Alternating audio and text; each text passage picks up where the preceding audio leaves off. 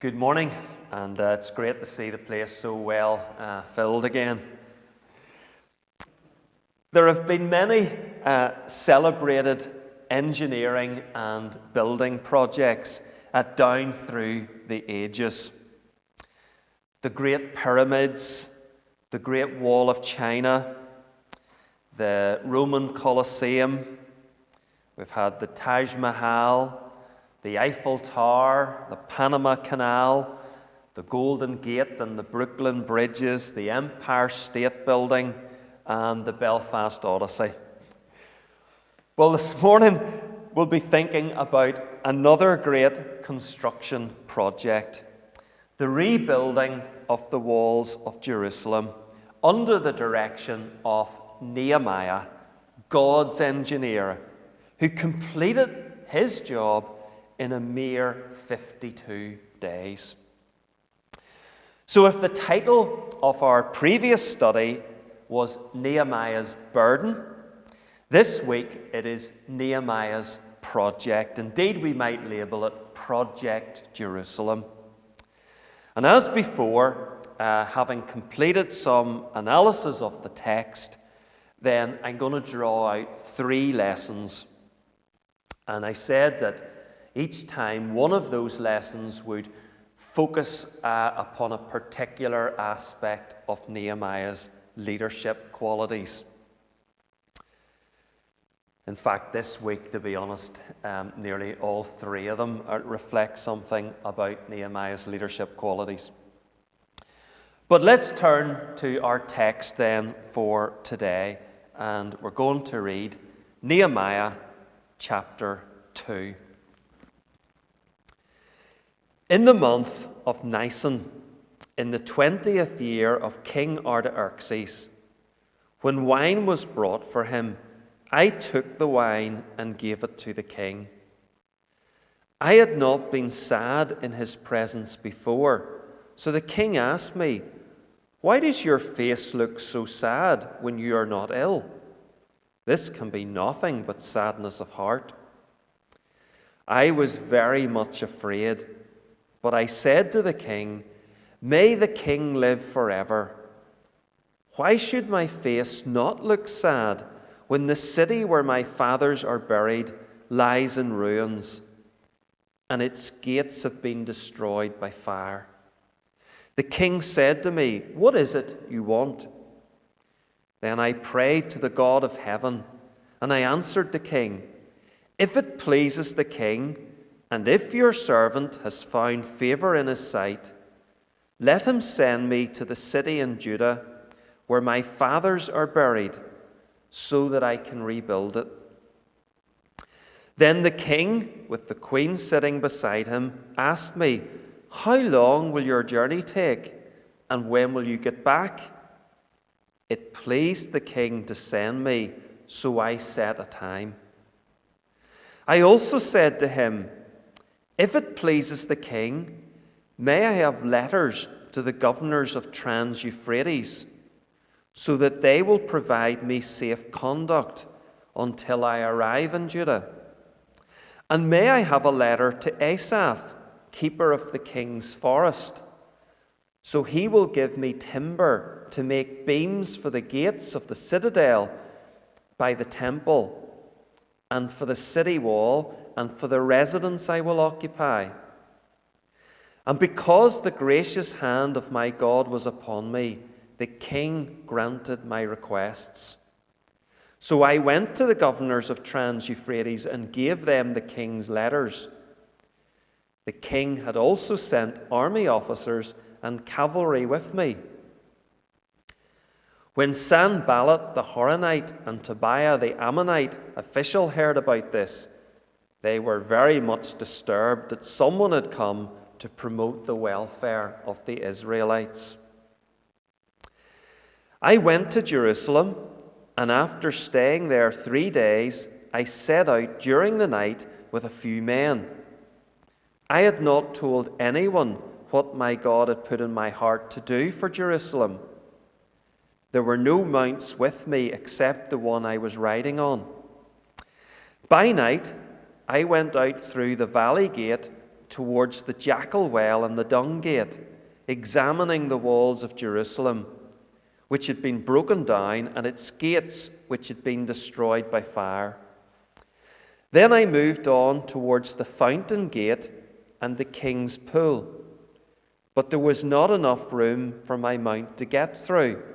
So I went up the valley by night, examining the wall.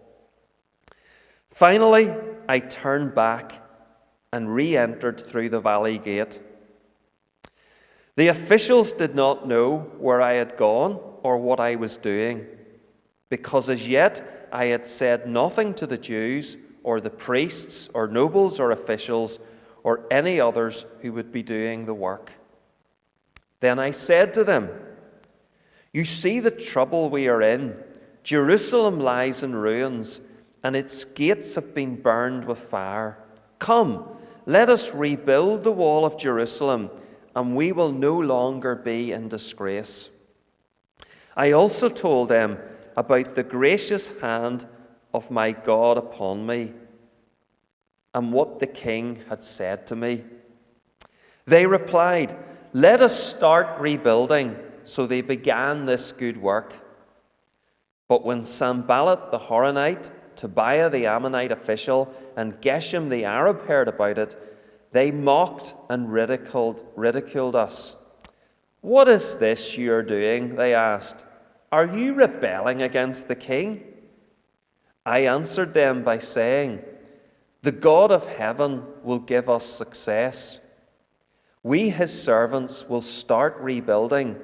But as for you, you have no share in Jerusalem or any claim or historic right to it." And you've no idea how difficult that was for me to read that with these glasses. You're not strong enough. Our text is readily divisible into two main sections. Verses 1 to 9, relating to Nehemiah's dealings with the king, and then verses 11 to 18, Nehemiah's dealings with the men of Judah. And I am, of course, aware there are another three verses, verse 10 and verses 19 and 20, but they really concern Nehemiah's enemies, and that's going to be our focus for our next study. So, Nehemiah's dealings with Artaxerxes, verses 1 to 9. First of all, we're told when Nehemiah made his approach to the king.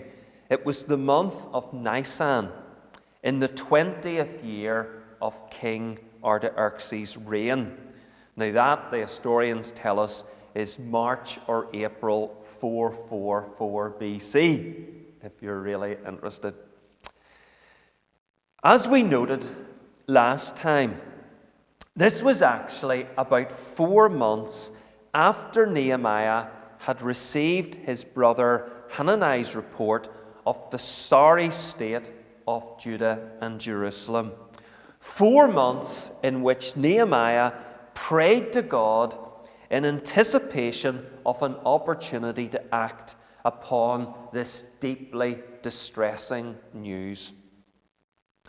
Nehemiah is performing his cupbearer's duty, bringing wine to the king. And Artaxerxes is discerning and spots that Nehemiah's countenance is more than a little sad. Now, we must appreciate here that for Nehemiah to appear downcast before the king was actually a dangerous strategy. As indeed he confesses in verse 3, "I was very much afraid," for this went against Persian courtroom etiquette. To appear anything but cheerful in the emperor's presence was risky, for you were expected to be glad to be in his regal presence. Moreover, Artaxerxes wasn't the sort of individual that you wanted to get on the wrong side of. This was the man who had disposed of his own brother in order to seize the Persian throne. And Nehemiah responds to the king's interjection with a mixture of diplomacy and courage. May the king live forever, a declaration of loyalty and respect. But then, why should my face not look sad when the city where my fathers are buried lies in ruins and its gates have been destroyed by fire? Some of the commentators point out that he doesn't mention, although he mentions Judah, he doesn't mention Jerusalem by name. And they speculate that that might be because Jerusalem did possess a bit of a reputation for rebellion, so maybe better not to actually spell out the name of the city. But what he does do is he alludes to the city where my fathers are buried. And you see, the Persians were known to have a deep respect for ancestry. So we may assume then that Nehemiah's choice of words has actually been carefully thought out. The king then asks him to, spell out, what is it that you want? And Nehemiah's instinctive response is to pray, like a quick prayer or an arrow prayer, as it's been called, before he actually answers the king. And note that Nehemiah is obviously well thought of in the Persian court, for in making his request of the king, he appeals to his own good character. If your servant has found favor in your sight. And then Nehemiah just goes for it. Please allow me to go to the city of my ancestors to rebuild it. Naturally, the king wants to know, well, how long is your journey going to take, and when will you be back? For how long will you be furloughed? I wonder, did he get 80% of his salary? We're not actually told for how long his leave of absence will be, but an agreement is made. As it happens, Nehemiah would actually serve a 12-year term as governor of Judea. So either his furlough kept being extended, or the king happened to be in a very generous mood. Maybe Nehemiah had served him up a particularly strong vintage wine that morning. Nehemiah is now on something of a roll. Could the king give me letters forcing the governors of Trans-Euphrates to guarantee my safe passage on the way to Jerusalem? And while you're at it, king, could you throw in a letter to Asaph? He's the keeper of your forest, so that I'll have a supply of timber for when I get there. Nehemiah certainly had a good day at the office, for the king even throws in a cohort of army officers and cavalry to accompany him on his trek. But note to whom Nehemiah assigns the credit.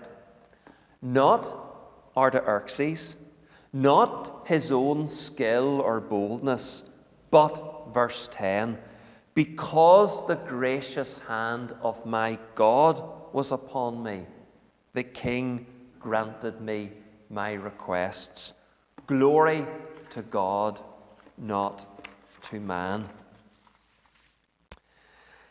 It's from this first section then that I want to draw out two of this morning's lessons.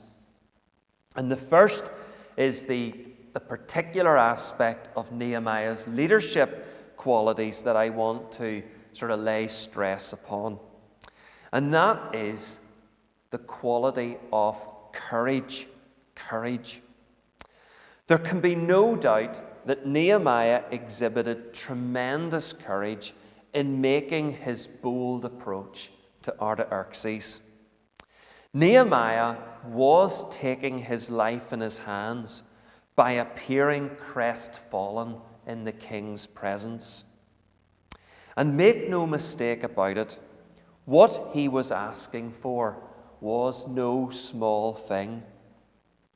Nehemiah was evidently a senior and highly esteemed member of the king's court, yet he was requesting to be relieved of his duties for a not inconsiderable period of time.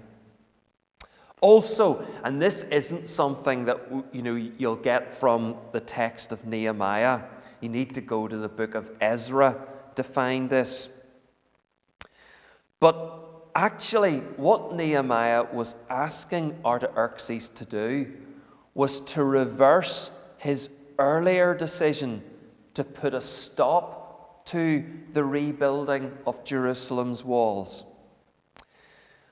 We learn from chapter 4 of Ezra that regional governors and officials had sent a letter to Artaxerxes claiming falsely that what lay behind the previous attempt at rebuilding Jerusalem was a plan of the Judahites to rebel against their Persian overlords.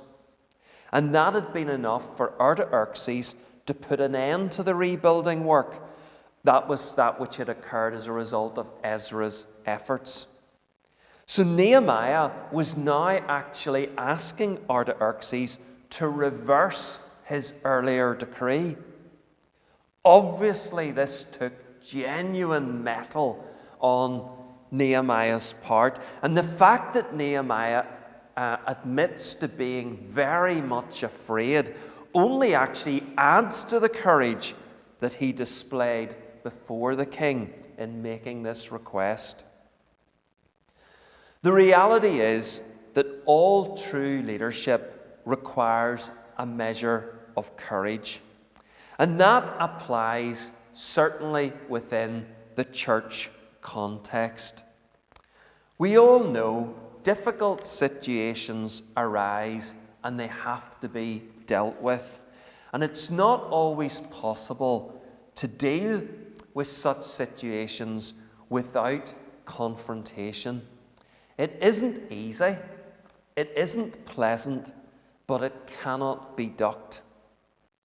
Sometimes it's maybe just the courage needed to advocate change, to experiment with a new approach, to strike out on a new course, even knowing the risks of opposition and setbacks. Or it might be the courage needed to stand for truth or for biblical morality in the face of an increasingly unsympathetic, even hostile environment. But godly leadership does require courage. Second lesson is to do with human responsibility. Reliance upon God doesn't abolish human responsibility.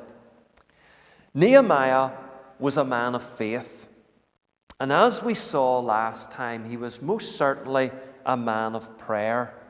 Indeed, even in the heat of his encounter with Artaxerxes, he still offers his sort of telegraph prayer to the Lord before he responds verbally to the king's inquiry. But what ensues reveals that Nehemiah has clearly engaged in much preparation for this meeting, for this occasion. He has thought through, for example, the need for letters of authority to prevent his opponents from stopping the project in its infancy by waylaying his journey to Jerusalem. Moreover, he has researched his supply chain for the timber that he's going to require for the project. Evidently, Nehemiah has engaged in diligent planning. You see, depending upon the Lord doesn't obviate the need for planning and strategic thinking. In fact, it is this combination of reliance upon God and human responsibility which will be witnessed again in the book of Nehemiah, especially in chapter 4, where we read of Nehemiah praying to God and posting a guard. Prayer and vigilance went hand in hand. As we in Castlereagh Fellowship seek to serve the Lord in our community, we need to pray. For after all, it is His work, and we can accomplish nothing except through His power. But that doesn't mean that we refrain from planning. We possess a responsibility to exercise our minds, to think through the options, to devise strategies, to take preventative measures. God expects us to give Him our best and to employ the gifts that He has granted us to further His kingdom. Just as we should never try to do things purely in our own strength without any sense of dependence upon God and without any recourse to prayer, so we don't just hand things over to the Lord and lie back doing nothing. That is not the way it works. So that's the first two of this morning's lessons.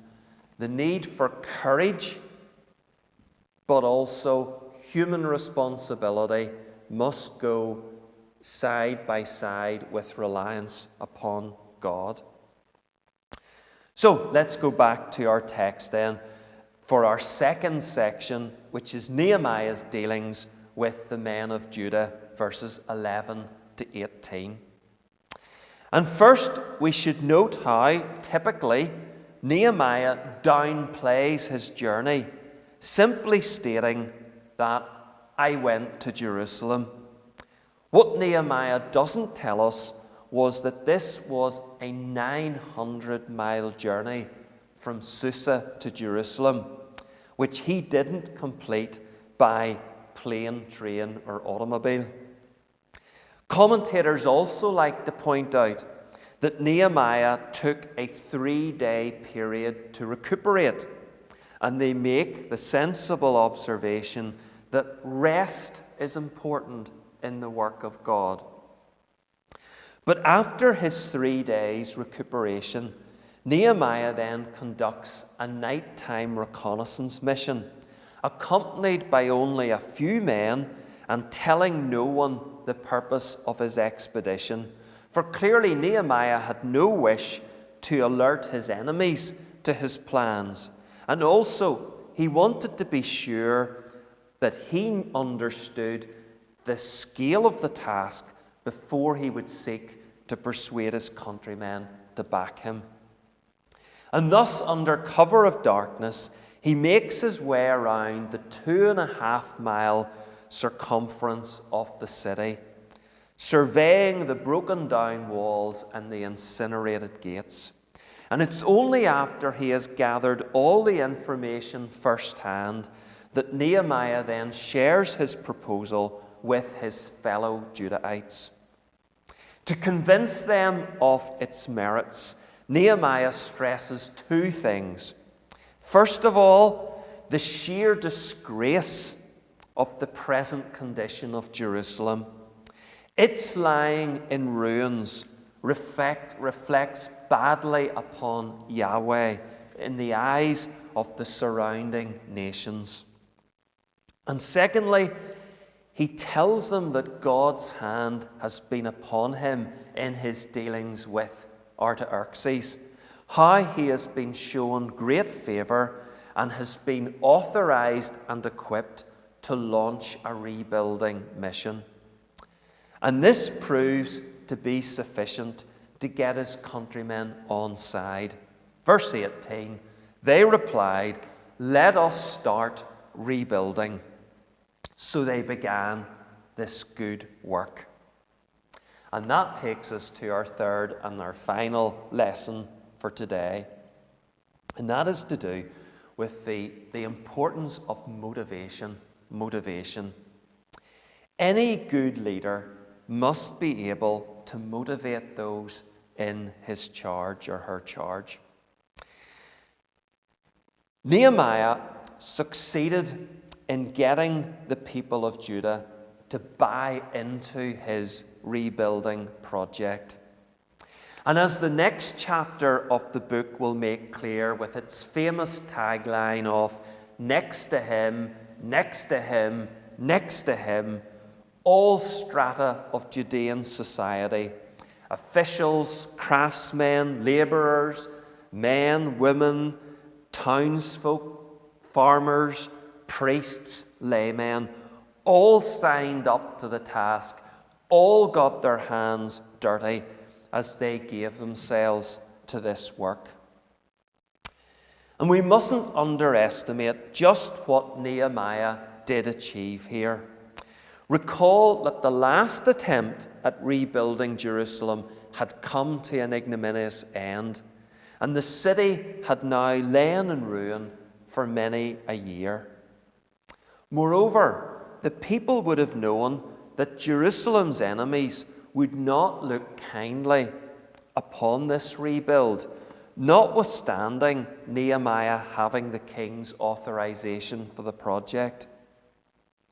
And further, don't underestimate the extent of the sheer physical challenge that this rebuilding work entailed. Huge boulders would have to be transported back up Jerusalem's slopes, and that without the aid of cranes and trucks. And yet, within a remarkably short period, just 52 days, walls measuring at least 18 feet in height, 9 feet in width, and some 2 miles in length would be erected. This was a truly great engineering feat, all executed by ordinary men and women who expended huge energy and toil in seeing the project through to its conclusion. If we are going to achieve meaningful things for the kingdom of God, then we do need to be motivated to do so. Where does that motivation come from? Partly, yes, the example of leaders. But ultimately, it must be through an appreciation of how great our God is, and a desire to see His name glorified amongst mankind.